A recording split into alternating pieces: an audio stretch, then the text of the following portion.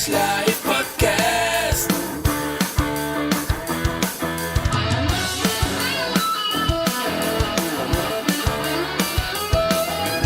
Oilerslive Podcast.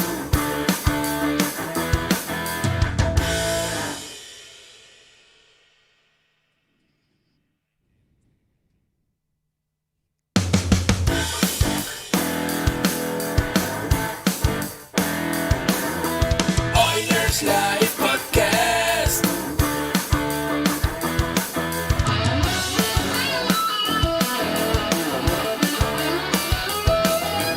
Oilerslive Podcast.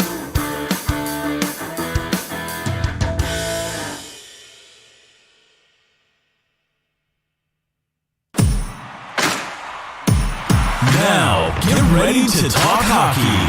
Streaming from the Oilers Live Studio. Subscribe or follow today. Hey, it's Michael here again with another edition of Oilers Live Tuesday. I've got two guests tonight. I've got Mr. Dash himself from Straight Off the Pipe and the one and only Josh from the Tough Call podcast. Kind of a somber night tonight. Oilers like 2-20 or something in their last 22. I'm not even sure anymore. I lost count. Anyway, we're going to talk some Oilers hockey. Try to keep it upbeat if we can. Lots to talk about. Lots of toxicity out there in Twitter land, which is great. Fun. Makes things interesting. Gets all the trolls out. They need to stretch their legs once in a while too. So all good.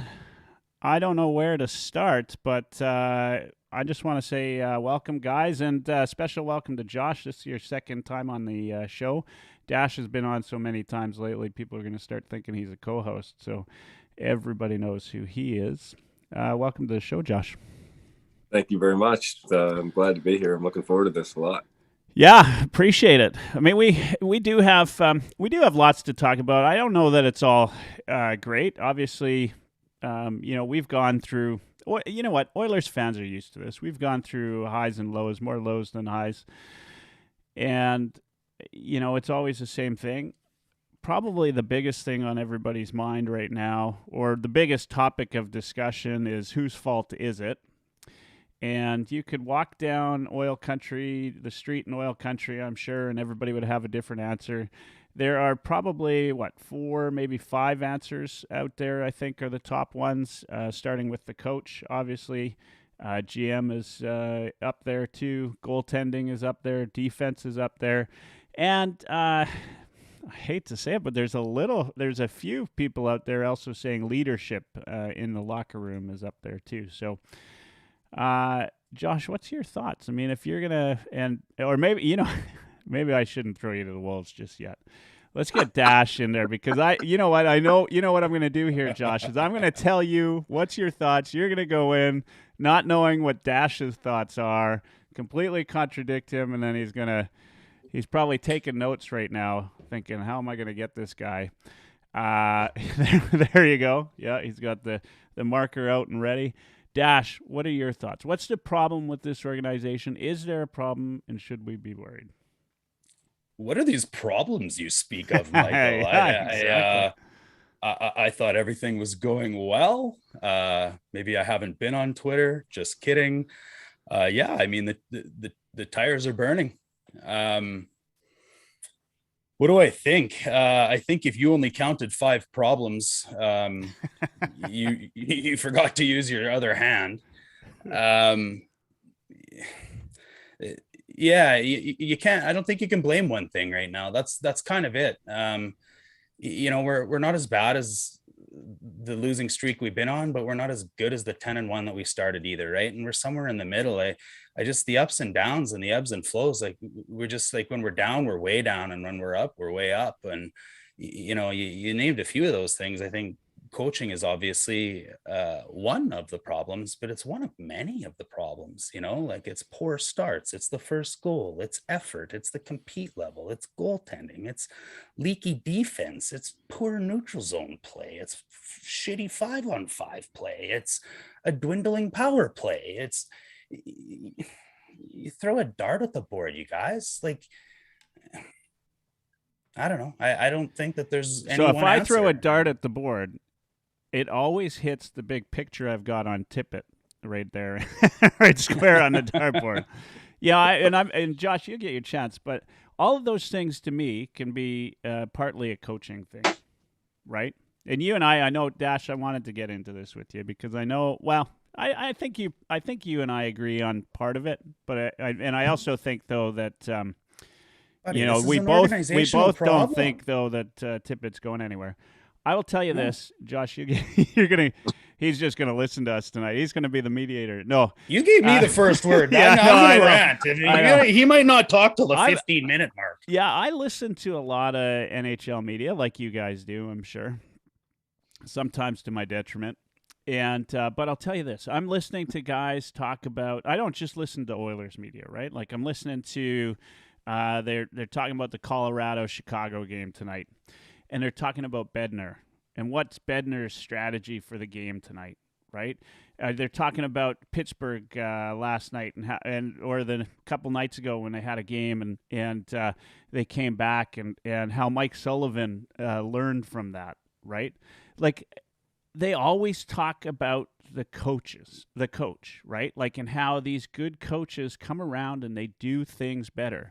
All year we've been hearing, and much to our chagrin, we've been hearing the Sutter type of play about the Flames, right? And damn it, if you asked me which roster I would prefer, Flames or Oilers, I'd take the Oilers roster. Not knowing how the season's progressed, right? So what's the difference in that instance? And This is an organizational problem, Well, though, Michael. yeah, You're talking like you're going to 100% throw your agree there. dart at Tippett, but was our 5-on-5 play better with McClellan? Was our 5-on-5 play better with Eakins? Was our goaltending better with Eakins? Well, Was so organizationally, we've hired some shitty coaches. That's one thing.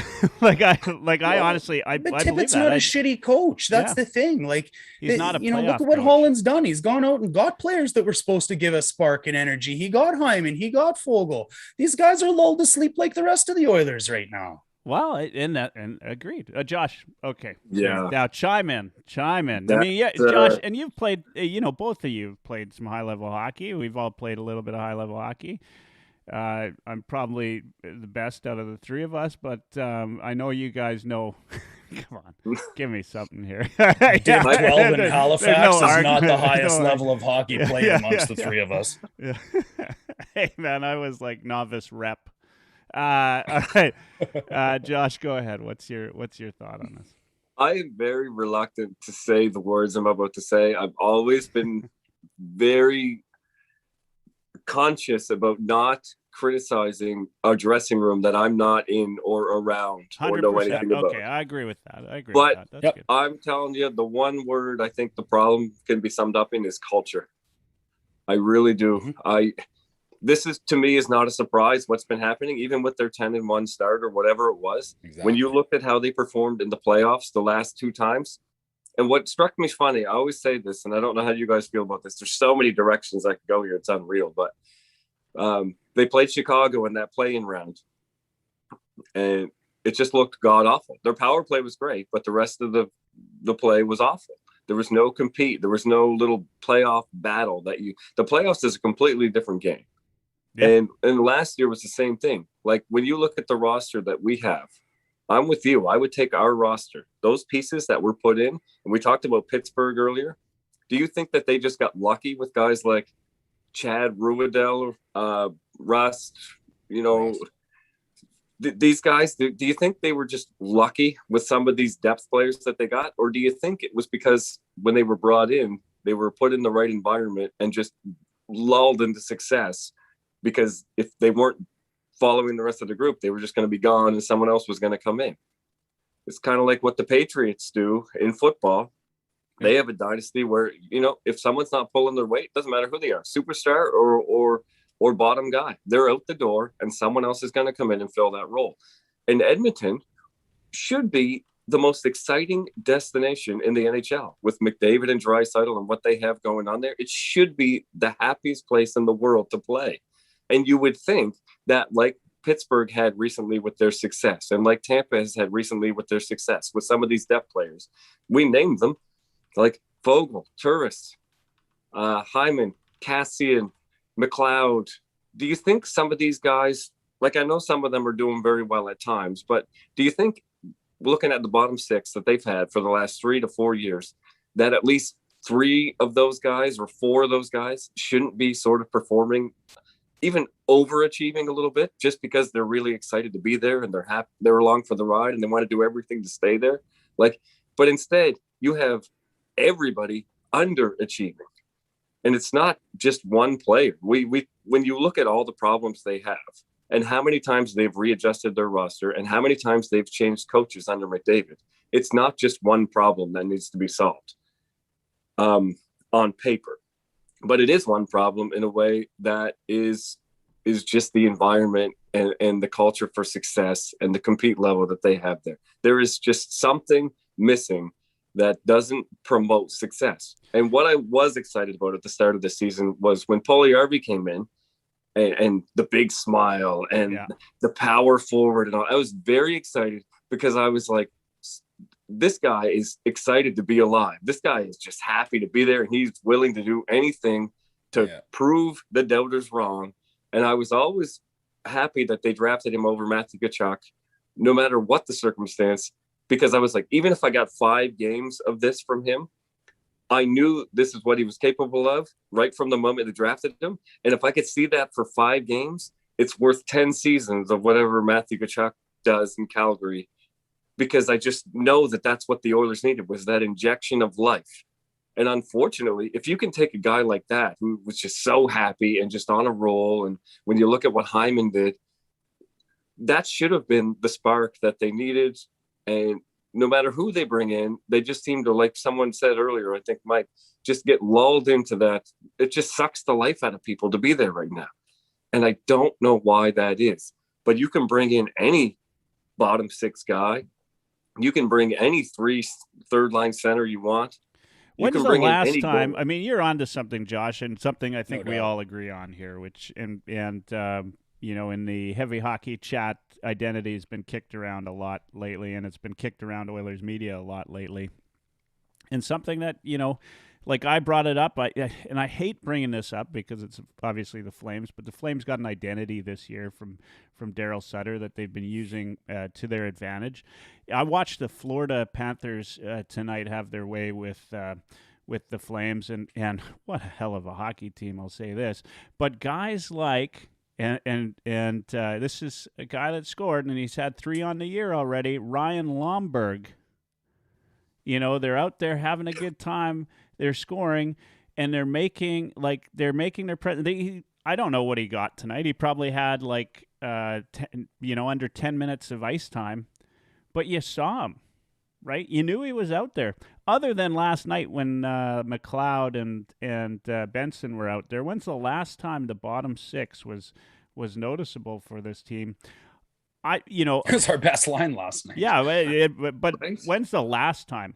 See, here's something I've been keeping track of. And tonight I saw, Florida, I saw Calgary. I've watched a couple of the other games partially. I watched Chicago and Colorado. I watched the Boston, New Jersey game.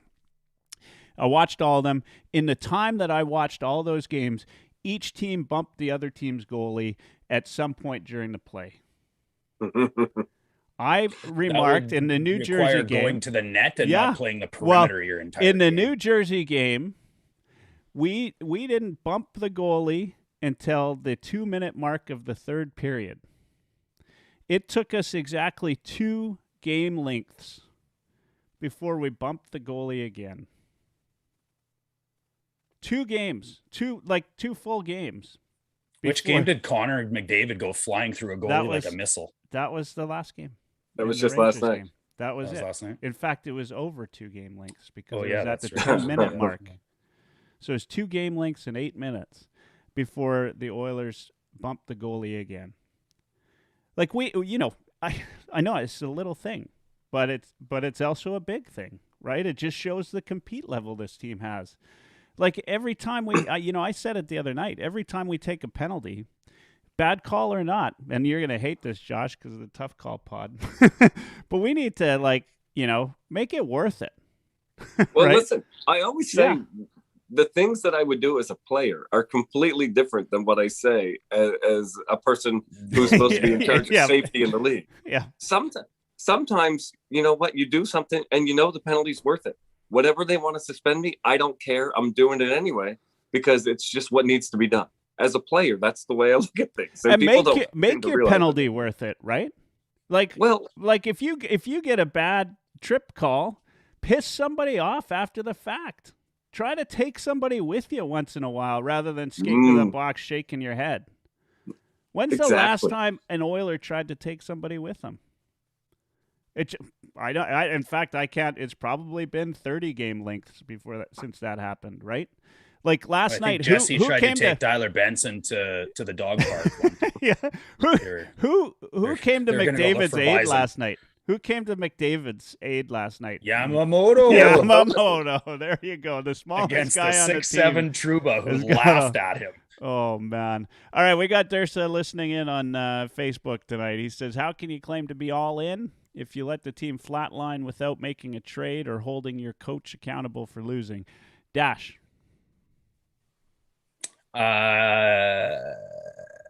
I've been telling Dursa for months that I'm not sure this is the season that we're all in. I think, the signal that we were moving towards it was getting Keith. That acquisition, said win now. But I think, I've said it to you, Michael, Holland's cards didn't get dealt to him the way he wanted. He wanted to go out and get Markstrom. He wanted to go out and get Grubauer. He recognized he needed goaltending and he didn't get it. He didn't go and extend and he didn't go and, make a stupid trade to do it, which is great. So he went with what was safe. He went with what he knows. He went with what Tippett is. That's his style, by the way. That's the Holland way. He's patient. And if the right opportunity didn't come this year, I truly believe that he was building this for next year. I think next year is all the chips in the middle of the table. I'm not sure we're quite there yet. I don't think he got the players and the personnel he wanted. I know you got to be competitive this year for a firing of Tippett, but it ain't happening, Durs. It ain't happening. But you got to be competitive this year. I mean, there's the elephant in the room, right? There's a guy on the team that obviously can't take a non-playoff year, right? I literally, I think, I might ask for the trade myself, right? I might call him up and tell him, like, if we're not competitive this year, at least in a playoff spot, it's got to be. I mean, that's got to hurt the guy, right? And we know who we're talking about. I honestly don't believe that's going to be a problem. I don't the last couple of years we've made the playoffs. What's not going to be the problem? Us making the playoffs. Okay, I agree with you. By the way, I agree. I think that's table stakes when you got the two most dynamic players in the game, right? The problem is when we started getting all those number one picks years and years ago, those guys, I found the same thing. They were just happy to be there and they were just waiting for everything to happen for them because they were all number one picks and young guys. It was like a flashback to the 80s when it was just a bunch of young kids coming up, but they had some sort of senior leadership there to help them through. When it didn't happen, I was glad when they sort of just got rid of that era, all the number one pick eras. I always said to myself, the worst thing that could possibly happen to this team was continually coming 9th and 10th. Because then people would think, we're just one or two pieces away. They needed to finish 28th, 29th so that people would realize, okay, something has to change. And then I thought it did. We got McDavid and Draisaitl and we ushered in this new era. And something has changed a little bit to the point where, it's kind of good that we're disappointed in a playoff team in a way. So we have kind of taken that halfway step. There's just something that needs to push these guys over the edge. And that's going to be the struggle. So whether that happens this year or next year, I feel like it still could happen this year. If somebody would just take this team on their back and decide that it's going to happen. I guess that's why I asked about the coaching question. Is there something that's preventing these players from taking that step forward where they have that lack of leadership, that lack of identity that a coach could bring if he wanted, or is it some other problem? That's the thing I can't sort out because I'm not in the room, like I said, but it is one of those individuals that probably needs to go in order for this next chapter to happen. So, Dash, you and I agree that I don't think we're going to see Tippett go anywhere. Not unless it gets really bad. Like, if it looks like we're really going to... If we lose 10 more if straight and they're screaming fire Tippett in the building, like... Yeah, which... Maybe. You know what? They might anyway. Maybe. They might anyway. Well, it might be, 5 of 10, they'll still be chanting that. That's the Oilers fan 50 way. 50 of 100 people in there. Yeah. Yeah, but anyway, I mean, what... Yeah, like... I think we both agree, I think, on that. I don't think we're going to see Tippett go anywhere, not right away. Which might be too bad, because last year in the playoffs, Game 3 and Game 4, it was easily, he was running 4 players to death, and the rest of the team was just filling in spaces. And how could you possibly feel like you were part of something if you were one of those other players? You know what? I 100% agree with that comment. 100% agree. And then it happened again. We were doing great at the start of the year, and then they pressed the panic button. So let's see what these superstars can do. In that overtime against New Jersey, maybe, one of those overtimes, they played 3.5 minutes, and McDavid was on for 3 minutes and 2 seconds of it, and Draisaitl was on for 2 minutes and 47 seconds of it, could barely move his legs. Like, let someone else have a shot at it. Honestly, you got to if you want these guys to step up, then you have to put them in places to succeed and help them step up and give them a chance to do it. You can't just run your guns to death and then say, oh, you guys go and try and help all of a sudden when all of a sudden they can't. It has to be more planned out. It has to be more strategic than that. And I just don't see that happening right now at all with the way they're running the bench management. Yeah. Yeah, I'm with you. I agree on that, and I'm curious though, Dash, because I mean, we agree he's not going anywhere. But if you were in the driver's seat, Dash, would you let him go? Would you pick somebody else, or you don't think Tippett's at all the problem? Yeah, if I was Mike Dashney or if I was Ken Holland. Well, if you were Mike Dashney in Ken Holland's seat, yes. Before security, he's going to be a lot more patient than I would be. I'll tell you that for free. Yeah. But the thing is like, look, guys, this is like you just remodeled your basement, Michael. Okay.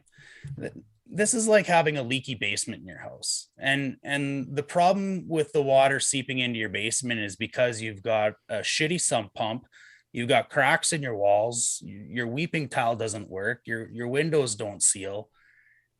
And you think that going and filling the cracks in the wall are going to fix your basement. And ultimately it's going to work for a little while. So we get a Boudreaux bump. Maybe we get 4 or 5, 6 game bump. That's not even a 10th of the season. We got to fix the team. The thing though that I go back to, put a Band-Aid on this and expect it to just be better. The thing, though, that I will go back to, though, wants somebody fired, and he wants something to happen. Good, fire him. We get a bump from who? Maurice isn't coming here. I don't want Babcock. Nobody wants Babcock. Who are we going to hire? All they're going to do is promote somebody from within, okay? So it's not Playfair. Playfair goes everywhere Tippett goes. So if Tippett's gone, Playfair's gone.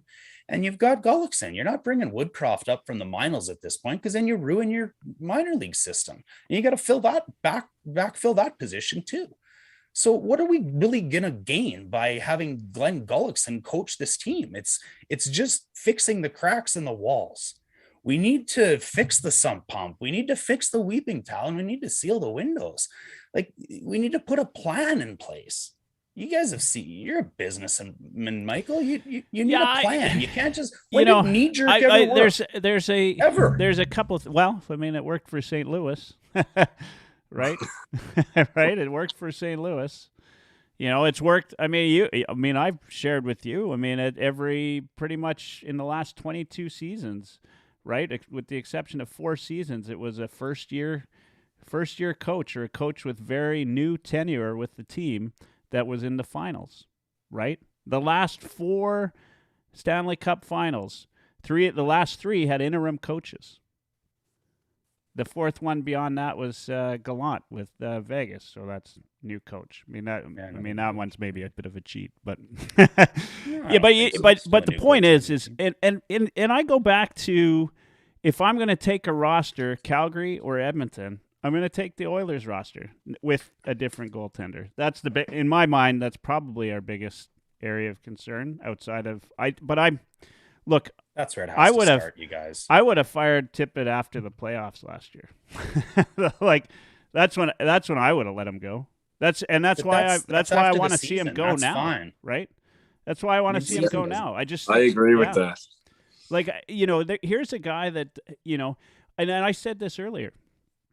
The playoffs need to be table stakes for this team. When you've got Connor McDavid and Leon Draisaitl out there, and Darnell Nurse, and Ryan Nugent-Hopkins, right? And Jesse Puljujarvi, right?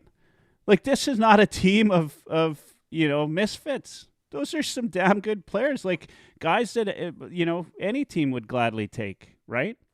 And, so the playoffs, we should be making it there, right? Like, I think I could get behind the bench and get this team to the playoffs. Now, in the playoffs, whole different story, right? There's a reason why certain guys make it to the finals every year, because they know how to coach in the playoffs. What's Tippett's record in the playoffs? It's 418. 418 and over 600 in the regular season with the Oilers. Yeah, you know what I mean? He's he's a hell of a regular season coach, right? Just like some guys are regular season players. Johnny Gaudreau. In fact, just because I love picking on Gaudreau. Tonight he got hit a little bit by Florida, and he was back to being playoff Gaudreau. But anyway, like, that's exactly it. And to me, that's why I don't think Holland's going to do anything, unfortunately. But if it were up to me, I wouldn't even hesitate. I would have pulled the trigger. Well, Dash. I mean, we've been talking about this for weeks now. Yeah, this isn't any different than what Josh is saying about us not being in the dressing room. We're not in the boardroom either, Michael. Like, this is not even about like a has he lost the room? Tippett's had every bit of his fingerprint on this team that Holland does. I don't think he has lost the room. He hasn't been given the personnel by his GM to do it. And the shitty thing about it is he's had his thumbprint on every bit of that personnel that's coming in. Riddle me this. Here's some moves. Did Tippett have any influence on the re-signing or the initial signing of Mike Smith?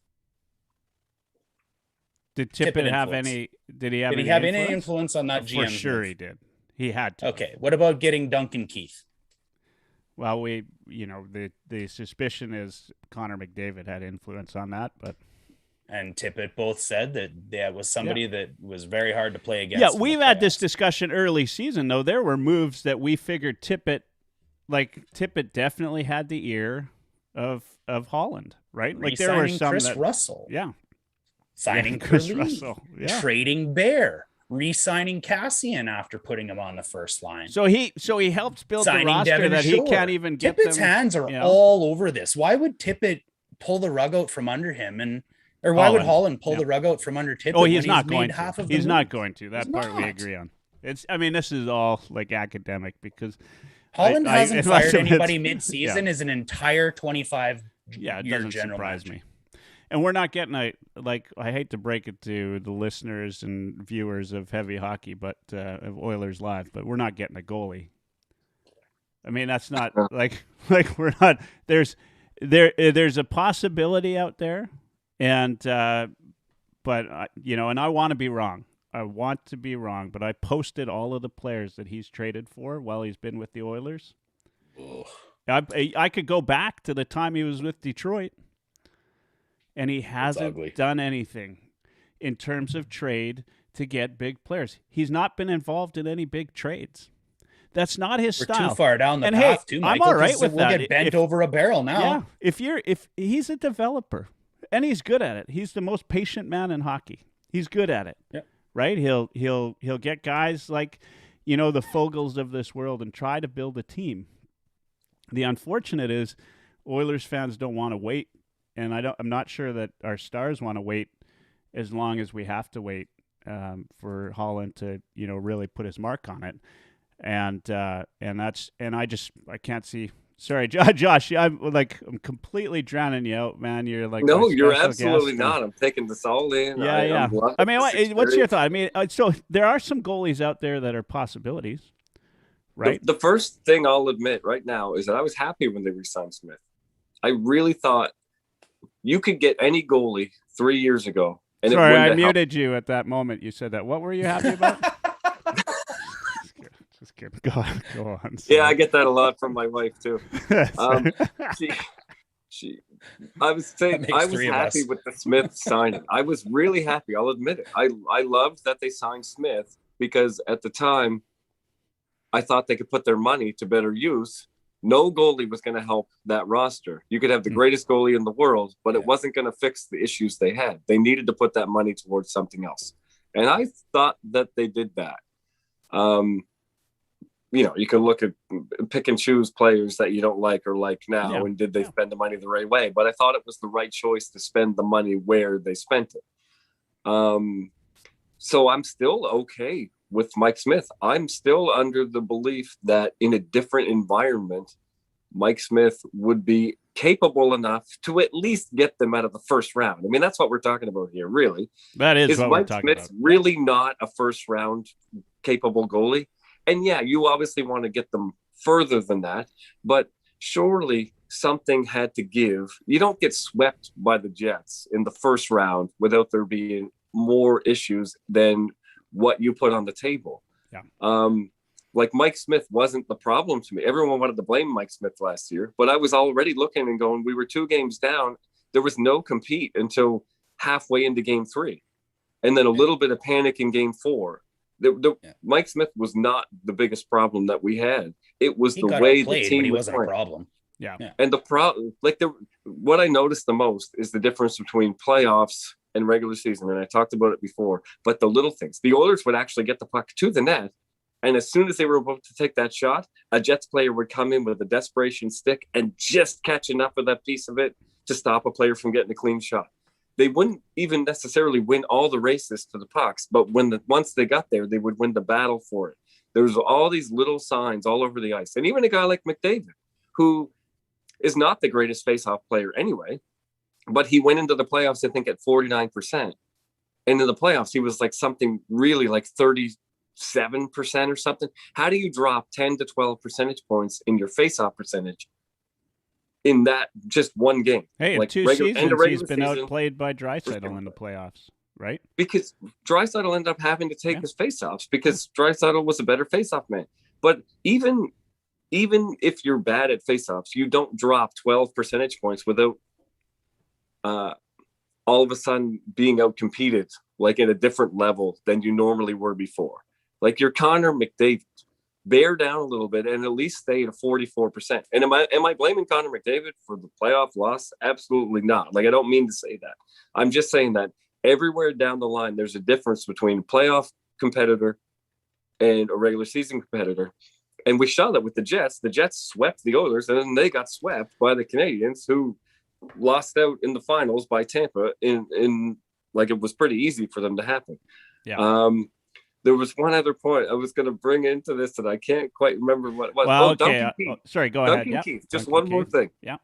Is you said McDavid had something to do with getting Duncan Keith, and it was funny to me because when I heard that report about Duncan Keith coming, and it was partly because some of those players said he was really hard to play against in the playoffs, and that's the kind of player they wanted on their team. And I'm thinking, if you take a step back, he was really hard to play against as a non-playoff team that only got into the playoffs because of the play-in round. Then they lost the play-in round to this, and then that team got destroyed in the real first round. And that's the player you want on your team. That's the level you want to be at. Thank you. Like, it doesn't make sense to me. You have to set your sights higher, believe you can do it. You know, you don't have to suck up to Dash here, hey? Like I don't hate Keith. but I don't hate the signing. He does. But it was just funny to me that was their reasoning, because he was hard to play against. There are so many guys in that league that are hard to play against that have gone further in the playoffs in the last 6 years than Duncan Keith, right? Like, All right, Yeah, guys. interference was hard to play against. How did that work out? Yeah. We got a couple comments on some of the different platforms here. Jeremy on YouTube says, "Hey gents, if this isn't the all-in year for the team, what goalie should Holland have his eyes on in 2022-23?"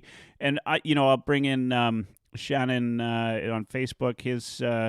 His comment is go with Skinner and Smith as his mentor for now. Because those can possibly be related questions. So who do you guys think Holland should have his eyes on for 2022-2023? Or I mean, the other piece to this is if you still believe that Holland's got it in him to trade for a goalie. Josh? I don't think Holland cares about public pressure too much. No, definitely. So I if he decides he wants to get a goalie, he will. But like you said, historically, he hasn't been quick to pull the trigger on any of this stuff. I heard reports today that they were looking for a goalie, but I mean, if there was a more evergreen tweet that in the universe that there ever was, the Oilers are looking for goaltending. I mean, who do you believe, right? So I just don't think he's going to care what anyone says. Unless it comes directly from his dressing room and there's bigger problems than we know of that are out there. I don't know what he has in mind, and I'm not sure he knows what he has in mind at this point because he was probably pretty set with what he had to begin with. So, and Dash, he'll come to you, but Josh, is there a goalie that you would target? I mean, and maybe I can start because there are a couple of goalies. I haven't. I've heard some people say recently that Fleury would waive a trade to Edmonton. So I don't know if he's in or out. But obviously Fleury's been on the radar all As year. in Edmonton would be on his 10-team no trade list. That's right. Yeah, I've heard. I don't know if that's true or not. I've got nothing to back that up, and I think I might have saw it in just a couple of tweets or something like that. And you know how reliable Twitter is, as per Garfield. I heard you had a meeting with him. Yeah. Garfield and I always. So there's Fleury obviously on there. Here's an interesting one that I was thinking about today. What about Varlamov on the island there, right? Like they're likely not going to make the playoffs this year, the Islanders. They've got a good up and coming goalie in Shesterkin or Sorokin, sorry. I always get those two mixed up. Varlamov could be on, the right thing. Again, no, I mean, this goes to my original point. Holland's not, he's not apt to make big trades. And to me, that's a first rounder plus, right? Lots of people want Varlamov, no doubt. Islanders, I think they'll be sellers at the deadline. Varlamov's one. I've talked about Vejmelka with Phoenix, but he's the only thing he is better than what we've got today in Koskinen, I think. And we don't know what Vejmelka brings. So if the risk is low, as in Arizona just takes whatever they can get for him, then I think it's worth the maybe. I would love it if I don't think Holland's gone out there and lost trades. Maybe the Keith trade in terms of not taking any salary or taking the full salary rather, but he's not really like a trade savvy guy, right? That he comes out of say a Vejmelka trade and ends up getting rid of Koskinen in the process and having Arizona eat some of that contract, right? That's not how Holland operates quite well. He just doesn't seem to get those kind of trades done. So anyway, those are my thoughts. Dash? Doesn't lose trades. Well, Mciver for 2 seconds certainly wasn't a win. I mean, there's more to that Mciver though, right? I mean, what did we get to see him for 9 games? Was it? I think that's. How's he doing now? Yeah. Fair. Who do we go out and get? What's the goaltending fix? I mean, the ultimate pie in the sky goaltending fix is that Stuart Skinner is the answer. I'm not sure that he is. I don't think he is. So what do? You got to make a trade or you go to free agency. Those are your options. If you're going to make a trade, right now you're looking at the rest of the NHL laughing at us because they know how badly we need it. And if you don't think that most of the GMs will bend us over a barrel, what do you think Lou Lamoriello is going to do, bud? Like Varlamov might cost us 2 seconds by the time Holland gets out of that room, or 2 firsts by them. Like it's. Yeah, I look. I don't. So it's I don't think agency, Holland's in on that, but no, that's I know. who I'd be but going I just, after. Yeah, but what else is there? Like, if we're gonna get a goaltender in a trade, it has to be from a bottom team because like a contender's not trading their starting goalie. So And you look at likely nobody in our. the sellers out there aren't really owning goalies that are going to help us. So free agents, well, Marc-Andre Fleury is a free agent at the end of the year. He just said he doesn't want to come here. Darcy I Kemper's don't know a free that agent. for sure, by the way. Halak, Korpisalo, Schneider, Holtby. None of those. Rittich. Korpisalo's an interesting get one. us to the final. No, he's not. Korpisalo's no better. Well, he's than better than Koskinen. what we got. Yeah, I think he's better than Koskinen. I don't know.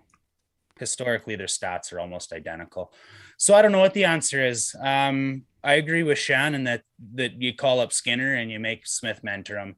I mentioned to you guys earlier that, you're trying to fix 5 holes in the boat with one Band-Aid. And I don't think that's the issue. You got to fix all the holes and fix all the, the whole boat. And unfortunately that might take a little bit of time. There is no quick fix to fixing your 5-on-5 and your leaky defense, and your effort and your culture and your poor starts.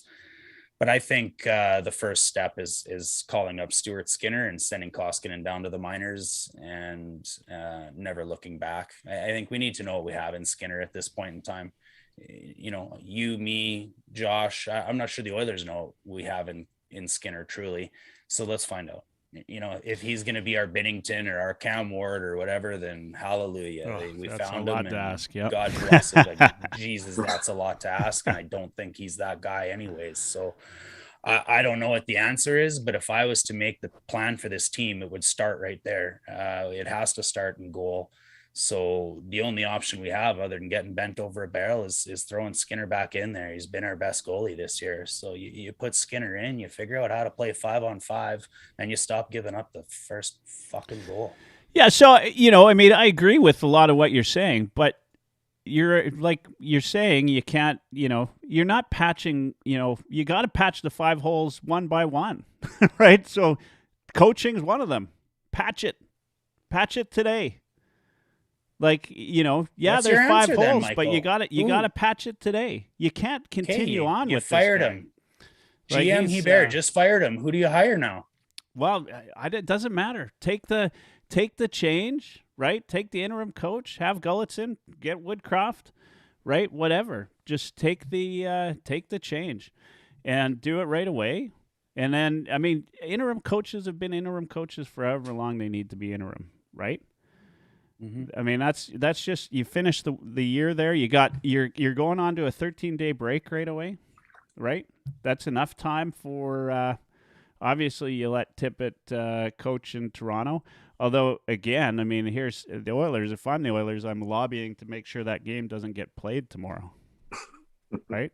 Like, it seems like every other team got to say we're going to postpone because of COVID, but the Oilers seem to want to play through all that shit. And we'll see. Lots to talk about still. We haven't even we're 45 minutes in, and we haven't even talked about Connor McDavid testing positive on a rapid test. We'll see what happens tomorrow. But he's tested positive, him and Ryan. So they were off the ice today. What's the word on this? And you guys tell me, because I wanted to look into it. I didn't have time. Did the Flames postpone their games, or was it the league that postponed them? I think it was the league, and I think it was because there was a trigger point, like 6 or 7 players or something on protocol at once, and then I think the Flames hit it in spades. Yeah, I think there were teams, though, that were at the same level as Edmonton that were... And maybe it was just acknowledged that there were going to be more in the Flames dressing room. I think there was always 5 or 6 was the minimum before you could postpone Yeah. a game. I'm not sure that there was any games postponed with less than that. But Well, we need to. I could be wrong. I mean, the Oilers toe the line, right? We're gonna ask Josh. I mean, you know the NHL rule book reasonably well, with doing this through Tough Call Pod. Dash had a question for a resident ref on the Heavy Hockey Network, which was the other night in OT. Koskinen sitting in the blue paint, makes a little bit of a pick, but he's in the blue paint, and he gets knocked down. Is it interference? Not interference. I hate when goalies do that. Just stay out of the way. Yeah. Those players are allowed to go through the crease. If as long as you're playing your escape route out, you're fine. And if a goalie happens to step out at the last minute and move, it's just like a player out. If you stay in your path and they run into you, it's fine. But as soon as you deviate from your path a little bit and set like a pick, then it's a penalty on you.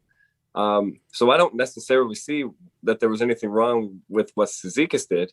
I also, though, don't think – I watched it again today. I don't think there was that much wrong with what Koskinen did, to be honest with you. He pushed out, but I don't think he pushed out and meant to do as much as what happened. When I watched the play closely, Cizikas' stick, actually, he was trying to pull it out in front of Koskinen, but because Koskinen made a slight shift, it didn't quite get out far enough and actually jammed into the toe of his pad. And that's Koskinen actually lurched forward into Cizikas' shoulder. So it looked like he took a way bigger dive than he really did. Yeah, but he also did step into the path. So I felt a no call both ways was actually pretty fair because neither player really meant to have the outcome that happened.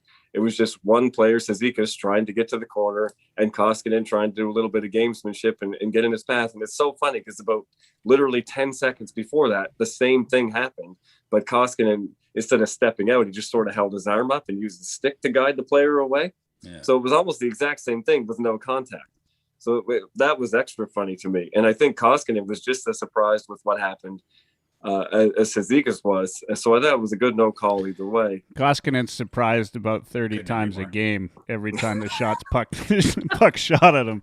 So it's funny. The very next game, he took a blatant dive. I can't remember who was in the net, but it was a blatant dive. And I even tweeted out once, it's so sad for Koskinen because even that deflection goal off the skate, where it should have been just like in the net without any blame on him at all, he still got this agonizingly little piece of it and could have made the save. And it's like, is that not a typical Koskinen goal?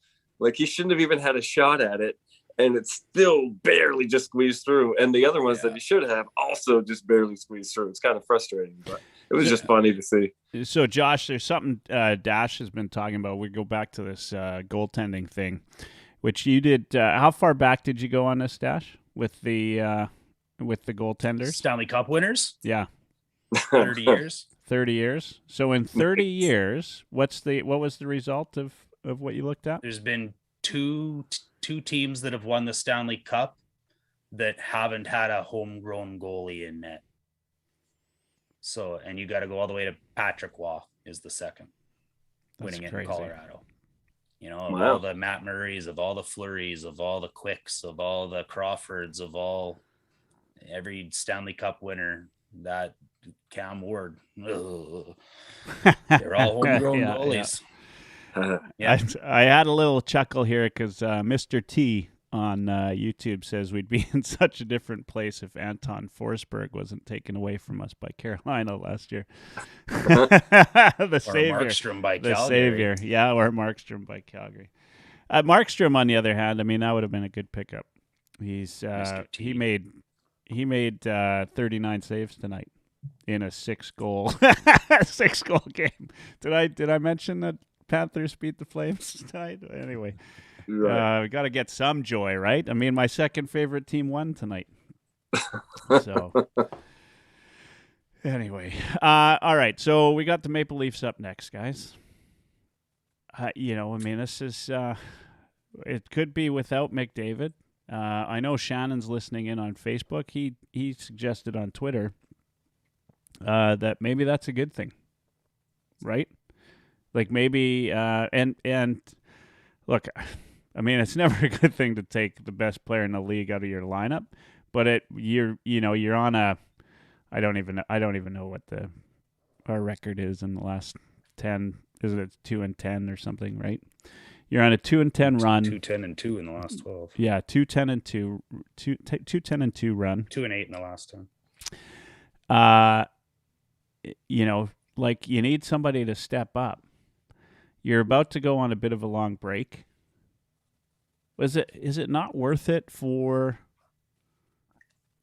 Yeah, I mean, maybe it's good. I'm not going to say is it not worth it, but is this not the time where you want to see maybe Connor McDavid step out of the lineup in a game that we're expected to lose? Let's be honest, right? Like we weren't expected to win in New York, and we're not expected to win in Toronto. So taking Connor McDavid out of the lineup maybe gives somebody the opportunity to step up. I said the same thing earlier today. I was talking to my brother, and I 1,000% said that's the best thing that could happen to them right now. Let someone Tippett. You got to use your roster, figure something else out, use some of these guys, put them in places where they're uncomfortable and see how they handle it. And I bet you some of them will flourish. Just like last night, we had our bottom guys be some of the top guys against the Rangers club of all things, right? That's when we saw the emergence of Yamamoto, right? Well, let them play. Yeah. Give them a chance. Let them do what they do and see what happens. You can't set them up for failure and then call them failures. Now, I'm not saying you take McDavid out of the lineup willingly, ever in your lifetime, ever. What the hell is wrong with you two? Do you live out east too, Josh? I hope lightning strikes both of your houses down. What, McDavid? You're better without McDavid? No, nobody said that. Put me on mute. Nobody said what podcast are we on here, boys? Nobody said we're better without McDavid. There is no part of me who will ever convince that this is a good time to not have McDavid in the lineup. I don't know. We need McDavid more than we've ever needed McDavid. Yeah. We need McDavid to be McDavid. It could be a good thing for the lineup, though. Well, you know what? Let me ask you this, Mike. You brought this up in the first 5 minutes of the show, and you were talking about the potential problems that are out there, and then you hinted at maybe there being a dressing room problem. What were you alluding to? Well, I'm not alluding to anything. I'm saying that's one of the things out there, right? Like that's one of the things you hear people are talking about, right? Like you've heard it. I mean, there's folks out there, and it drives me insane because I don't think they, we need another thing for McDavid or for Draisaitl to, give the ticket on their way out. But there are people that are worried that McDavid's not a leader, right? And that's not. Quiet. I'm not one of them. I'm not one of them, and I think there's two different McDavids. There's media McDavid and there's off the record McDavid. And to Josh's point earlier, it's hard to talk about in the dressing room because absolutely, it's not. We just can't. We can't know, right? And look, we can't know. We've seen the Instagrams with McDavid partying with the guys. Like he's a fun guy, right? Like I think players like him. But I don't know. Who knows? Shannon, but I've heard Tippett in a post-game interview that talks about today. He was asked, "Who do you look to for leadership in the dressing room to get you through times like this?" Guess who he said, Michael? Who did he say? Oh, Duncan Keith. Yeah, that's great. That's the type of leadership we're looking to. That gets us. That's your favorite coach right there saying that. 2-8 record. Oh, that's your favorite coach right there. Losing streak and a 3-game losing streak. Well, that's the type of leadership we're getting in the dressing room from Duncan Keith. I don't know. Like, I don't think we're going to point the finger at Connor and say he's not a good captain. I mean, he's quiet. No, right? He's going to always lead by example. He's not going to scream and yell. He's not going to be. But that's why we have Smith. He took that role of Hendricks that can go in the dressing room and shake things up a little bit. But why don't we have that anymore? What's missing? Jones. Ryan Jones? Ryan Jones. That's what's missing. Ryan Jones and Ryan Smith. We just need a little more mullet. That's the first guy that came to mind. Oh, man. Sean Horkoff. We need more Sean Horkoff. Grit. Shannon on Facebook says great. This is a good transition to the identity of the team, the culture. We've talked about it. We've kind of gone that route today. Yeah. Here's the, and again, I go every time that I and I listen, as I say, a lot of media around the league, they talk about, and they always mention it. You listen to guys talk about another team and they talk about, whatever, Mike Sullivan's Penguins, this is how they play. This is a Mike Sullivan coach team, right? Yeah. This Barry is a Sutter Trotz coach gonna team. be This tough is a to play Trotz against. coach team. Yeah. Yeah. When's the last time you heard this is a Tippett coach team? Like, maybe I'm not listening to the right guys. I don't know. Maybe I need more Stauffer in my life. Yeah. But like nobody, we don't have an identity. And I'm not, look, whether it's a Tippett coach team or not, doesn't matter. But we don't have an identity. That's gotta. You're right. I agree with you, Dash. There's 5 different holes in this boat. They all need to be patched. Maybe 10, maybe 20 holes. Who knows? The boat's sinking. But the team itself, I haven't heard word of it yet. But usually they'll say, Stauffer will come out with the team had a closed door meeting, no coaches allowed. We haven't heard that yet. Maybe they have. Maybe they haven't. I mean, we typically hear it from somebody, but. Well, when was the last time we had any Oilers team? Like, not just Tippett. I remember almost, like, I've been a lifelong late Oilers 90s. fan. Late Growing 90s. up as a kid, watching them, even when they were losing, they were fun to watch. I liked their style. I liked who they were as a franchise. It's been a long time since I've felt like they were fun to watch in a way that I thought it was going to go anywhere.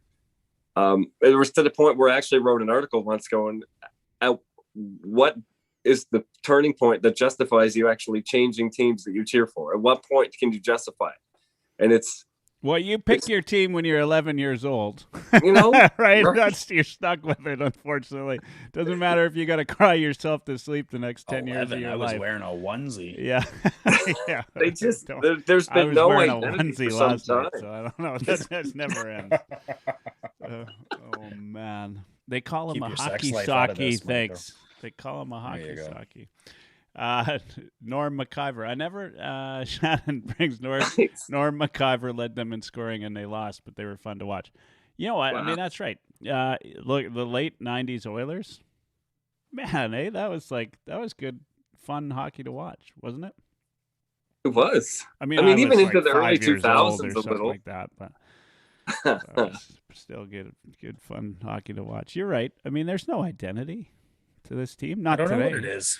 We're run and gun, maybe. We're that track meet team. We got to live and die by the run. We're a good power play team, but that's not none of those things are an identity that wins you a Stanley Cup, right? It's like a sound defensive team, a team that relies on their goaltending, and that's who wins cups.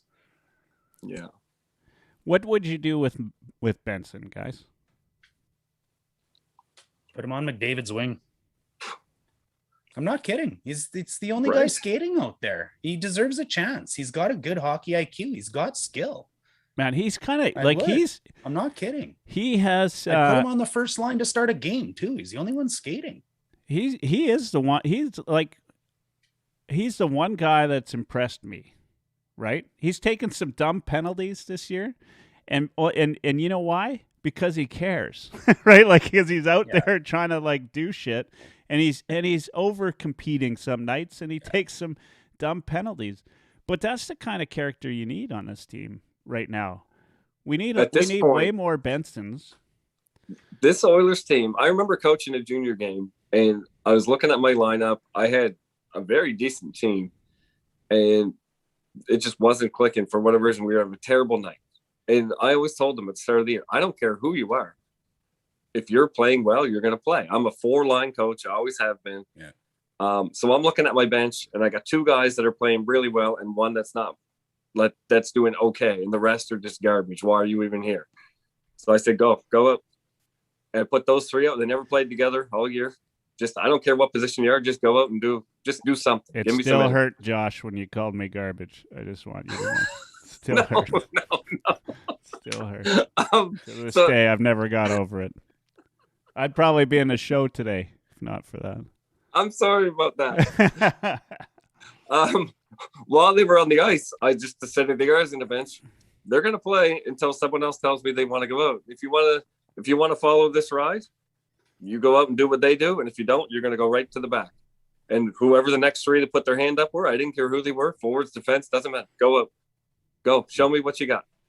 They come off. I put the same three that went out. I put them right back at the door again. I said, go again. Anyone else want to join this ride? Anyone else want to get on the bus? And we had one of the greatest periods we had all season, because I was rewarding, the identity that I wanted, the values that I had in a player. And one of the things that I always hate going into like a game 7 or something, the announcers always say, oh, you really got to ride your stars for this one. And I'm thinking, why? You all year, you played players in certain spots and they did the job. Why wouldn't you just go with who's hot in that game 7, no matter who it is? Why do you have to ride your stars, lose or fail? Well, and you said something earlier, which is those guys that you're sitting on the bench, those are the guys that got you there. Exactly.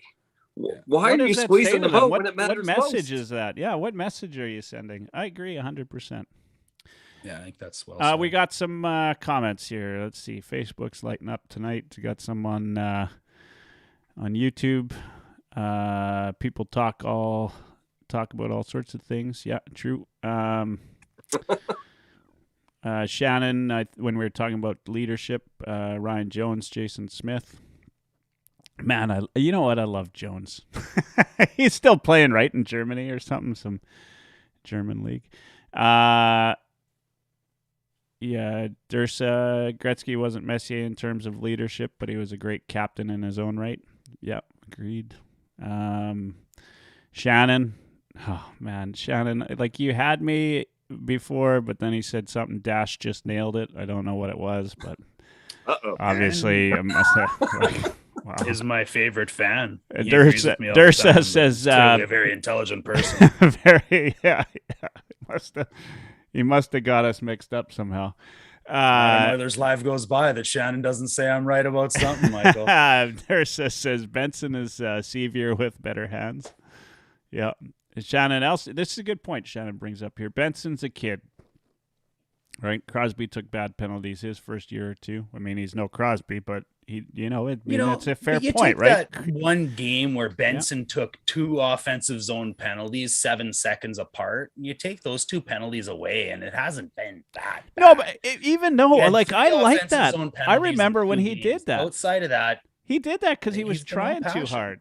Sure, he was the only person hitting that game. Right? Yeah, like I remember that. I remember smacking my head, thinking like, damn it, Benson. Finally, but somebody does something, we get penalized for it. At the same time, that was just it. Like that's the kind of moment where you take him off to the side and you say, "Hey, buddy, like that's some good compete out there, but be a little bit smarter, kid. Now get out there and do us right." You know, like that's when you start the guy in the third period. You don't bench him, right? Like start him in the third period and say, "You know what? You took 2 shit penalties. Now go redeem yourself." Right? Like, I don't know. I'm not the coach. I haven't coached junior. You coach junior, Josh. I mean, you do that, right? That's the kind of thing you do. That's a good teaching moment for these guys. It is. And I mean, I'm not some like Bag or Bance or anything. I'm like a guru. I'm sure there's some players out there that were just like whatever. But the idea is to make the kids want to come back. Now I'm into big into minor hockey, and that's my main job, is to make these people want to come to the rink. And if you can't have at least that, even when things are going wrong, if you can't, I remember there was one professional soccer game. I can't remember the 2 teams, but it was super tight, really dirty stuff on the field. And it was like it was 2-1, and the coach that was losing was standing next to the other coach on the sideline, and they kind of looked over and smiled. And the other guy was like, well, what do you, like, your team's losing. There's like 10 minutes left. This game is crazy. There's so much animosity. He couldn't help but ask him, what are you smiling for? And he goes, isn't this great? Isn't this so fun to be part of? And it's like, yes, that's what it's all about. You just enjoy the moments and be proud to be there and have a little pride in what you do. Right. And there's something that's just, it's not fun to be around or watch right now. And there's just something that's got to kick in that gets a little enjoyment, a little spark. So whether it's taking some moment that you'd normally be really mad at and really skate the guys or whatever, sometimes it's best to just reset and say, you know what, guys, we're all professionals. We all know things aren't going well. Let's just start now. Day one, here we go. Let's try something different. Inject something. So Try something. Shannon commented, because obviously he felt like he didn't want to be tagged with always thinking you're right, Dash. He said putting Benson on the top line with McDavid is what he agreed with. And I take that to mean he hasn't agreed with you on anything else, but he definitely. Yeah. Josh said something interesting for me where, he's talking about running out his lines and sending guys out on the ice that, what your junior players had in that moment was they understood the definition of what hard work and effort was. Whether it was those first three guys that went out and set the pace or raised the bar, I don't know.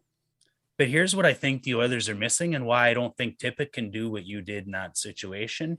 I listened to the guys in the post-game interviews, and what scares the shit out of me is when I hear Draisaitl and Tippett and guys saying, we had a good effort, we played a good game, we just, we didn't get the bounces. Are you shitting me? He said that after the Islanders game, and I just about fell off my chair. Like, you guys didn't get a shot for over 15 minutes. How can you think that effort is anywhere close to there was enough? No bounce on that. There was no bounce on that. You know what I'm saying, guys? Like, how? No, 100%. Maybe their definition of what effort is required or whatever there isn't realistic. I don't know. Like, is there something missing there?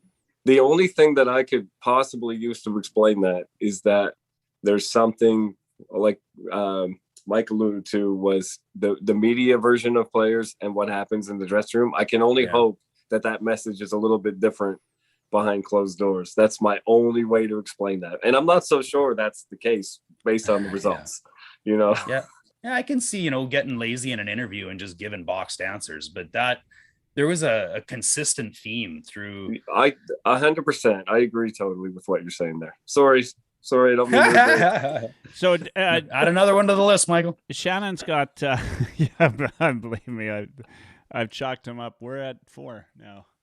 All right. Shannon's got a good point. So does Dursa, or a good question. Do you guys think Tippett is making Koski worse when he always praises Smith, even when Smith is off? I mean, it can't help with his confidence. That's from Shannon on Facebook. Dursa says, and this is just a statement, is get your name on the score sheet any way you can, right? Third period against Islanders, no shots, no hits, no penalties, no shot blocks from the whole team. 100% agree with that. And he might be alluding to Benson taking those penalties or whatever, right? Get on the score sheet any way you can. But I'm not sure the name. Black Masakari says Dry still looked like a zombie in that post-game interview. Probably autopilot. Yeah. But then, and I agree, and I thought that after the Dry interview, but then when Tippett said the same things, I was like, okay, wait a minute. Did they all really sit and think that this I can't stand when a coach comes out and says that. Like, drives me nuts. It's all right for us as fans to say, shit, it would be nice to get a little bit of puck luck. But you guys, I mean, you've stepped on the ice before. Like, you make your own luck, right? It's my comment about penalties, right? Like, it drives me nuts that we're not getting any calls against us. But at the same time, make them call them. Right? Like we ended up scoring in the, when the hand went up and they called the hook against Yamamoto, but he drove to the net, right? Like when you're going 2 games without anybody even so much as touching the goalie, you're not going to get a call, guys. Sorry. Right? Yeah. Like, these guys that, like the dirtiest teams seem to be the ones that they call the penalties against or for. Rather, right? And it's because the other team's pissed off. They're taking penalties, right? Like you got it. Like at least if you take, like I said, and this goes against Tough Call Pod, but if you're gonna take a penalty, if it's gonna be a week trip that you take, give the guy a slash after, damn it, right? Make it worthwhile. You know what, though, Michael? What you're saying is true, but at the same time, when you fall behind in every single game, you can't take penalties. Like you're No, just going to I put your well, team in a worse exactly. No, I situation. 100% I think agree. what you're saying is correct on a team that didn't give up the first goal in 23 of 33 games. But I'm saying if the penalty's already been made, right? If penalty's already been called, then try to take somebody with you. At least piss somebody off enough that the next time you're out there, they're looking for you, right? Like do something, right? Have a little bit of heart. Play with a little. Like I don't know if you're gonna go into Toronto, like do something different. Tell the guys to go out there, and if you're like, shit, I don't know, do something different. Say we're gonna get scored against first tonight, guys, like we always do. But make that first penalty count, right? Not taking penalties right now isn't helping. Yeah, like, not there's this shit scored over the on board. first. They're not taking penalties, and it's not helping. Yeah. As a player, I was completely different. I'm tapping the guy at the face-off on the top of the laces. Yeah. If I have to. If things are going well, I'm not doing anything to anybody. Exactly. Because I don't want to stir that pot. Yeah. But as if I need as they to, say on MSG, just decide to take no penalties. one of my favorite places to be was right on top of the goalie, like you're saying, at a whistle. And I'm giving that tap to the glove at the same time as the whistle. And then as soon as the whistle blows, I didn't do anything. Mm-hmm. And then someone comes and hits me. Look, the whistle wasn't blown. I was just going for the puck. Whatever, I was not going for the puck. Somebody would punch me in the face, get a penalty, and you're laughing all the way to the power play. That's right.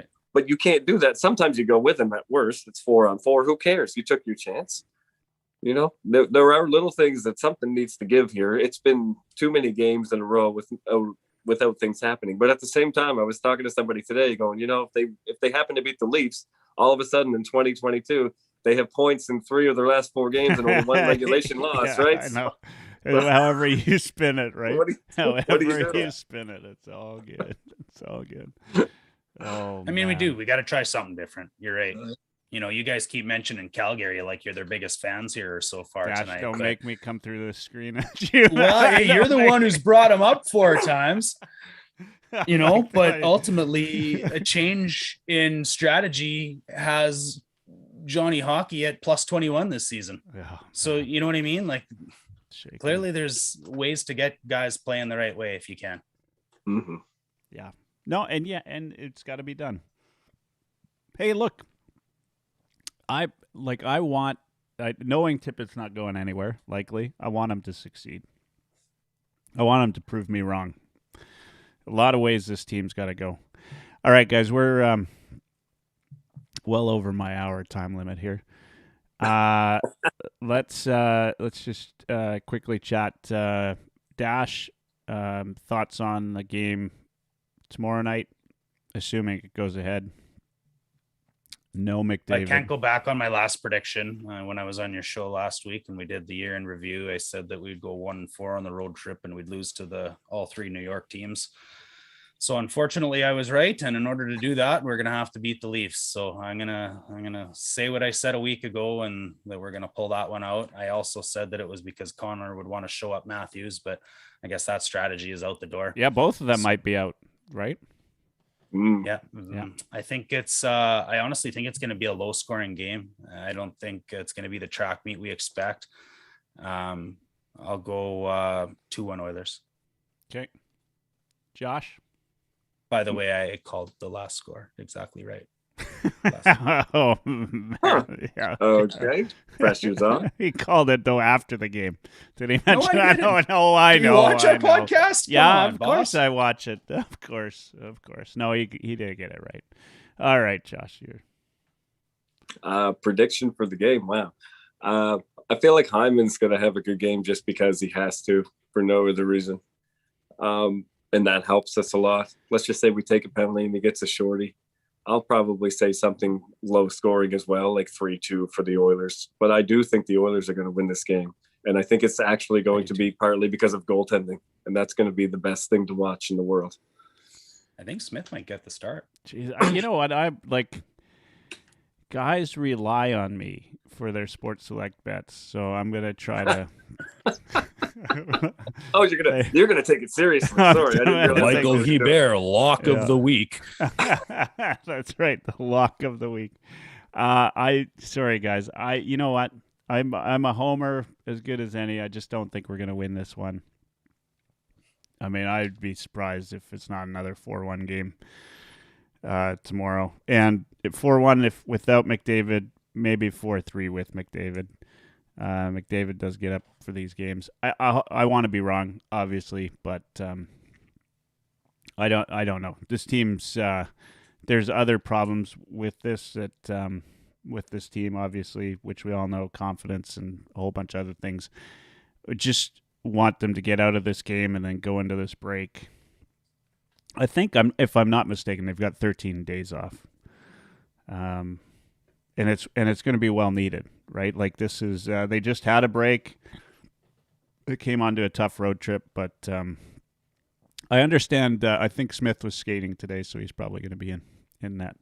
So if there's a hope that we win, Smith comes in and plays lights out, and maybe it is a 2-1 game. Maybe Dash can be right again for 2 in a row. So we'll see. You should ask Shannon who he agrees with. Shannon's probably beating his head against the wall right now that he had to. It probably hurt him to type that he agreed with you. You know what, guys? Fun as always. Really great night. Josh, I think it's all right to tell everybody you're going to come into and be a part of the Heavy Hockey Network.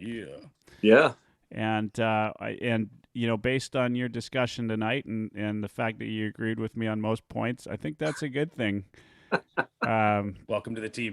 Yeah, no, we're happy to have you. Guys.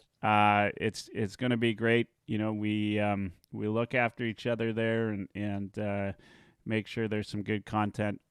Except for Luchansky, we don't look out. That's right. Yeah, he is the only official ref.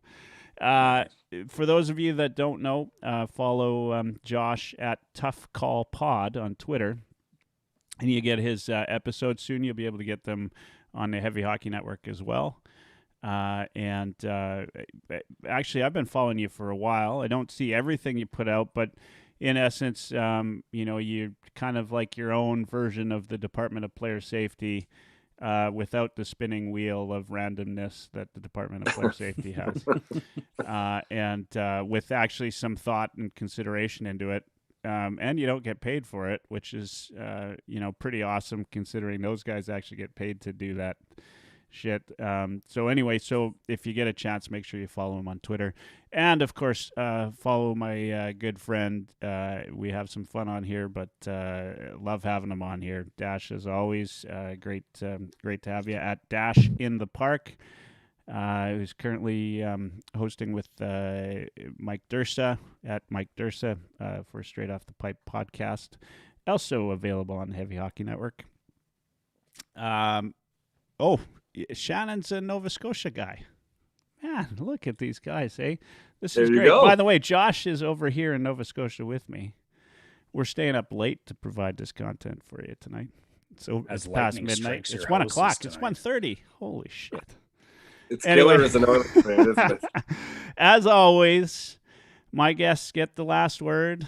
I shut up, and when you say goodnight, and you know, if you know me, you know how hard it is for me to shut up. So, Josh, make it worth your while. You're on with the last word tonight. I'll say this. A great coach is somebody who doesn't really have to do anything. He's just made it such a greased wheel that the team just goes along and does what they need to do. And a good coach is someone who can press a button every now and again just to right the ship. And a bad coach is someone who can't get out of their own way that players just can't play for. And I think it's 100% time for us to figure out what kind of coach we have. Do we have a coach who can get his hands off and let the players do their job? Or do we have a coach that needs to be too involved, is making too many decisions and rubbing the wrong players the wrong way? I'm not saying that he is one or the other, but it's time that somebody gets in that locker room and figures it out and makes the decision.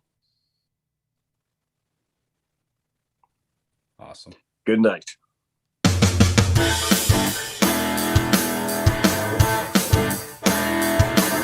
Oilers Live